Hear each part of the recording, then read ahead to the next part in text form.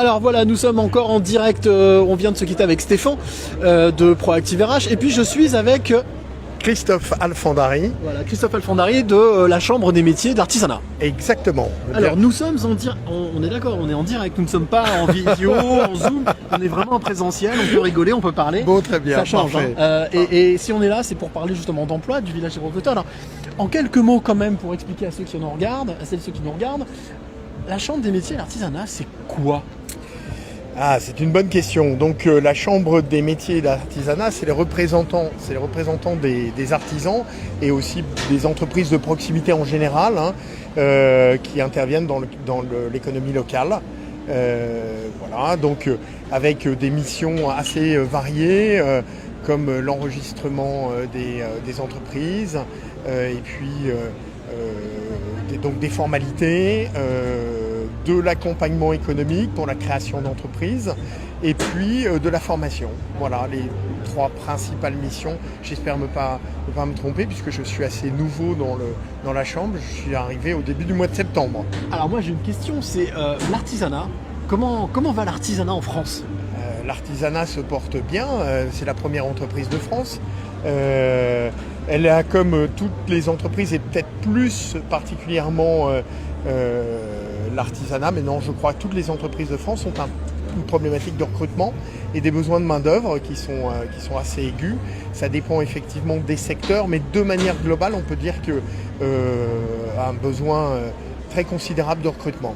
Quelles sont les qualités, selon vous, qu'il faut avoir pour être un bon artisan ? Parce que les artisans, dans tous les métiers, il y en a dans tous les secteurs.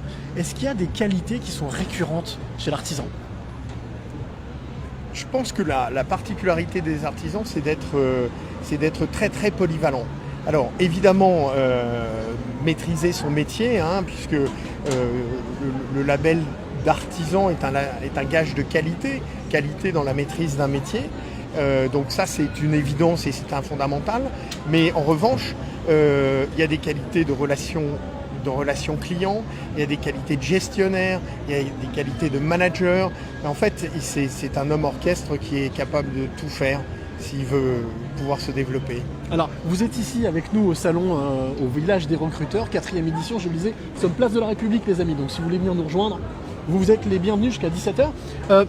Pourquoi le village des recruteurs ? Pourquoi est-ce que la Chambre des métiers et l'artisanat sont présents sur le village des recruteurs ? Eh bien, comme je vous l'ai dit, le développement des entreprises de proximité et des artisans en particulier passe par leur capacité à trouver à la fois des collaborateurs, mais aussi des repreneurs, parce que ça c'est une problématique qu'ils rencontrent. Donc c'est une place naturelle pour être en contact avec des gens qui ont des projets et qui ne savent peut-être pas tout à fait toutes les possibilités qu'ils ont. Et donc de les orienter, de leur présenter les métiers, de les accompagner dans leur démarche. C'est vraiment quelque chose qui est très important pour la Chambre.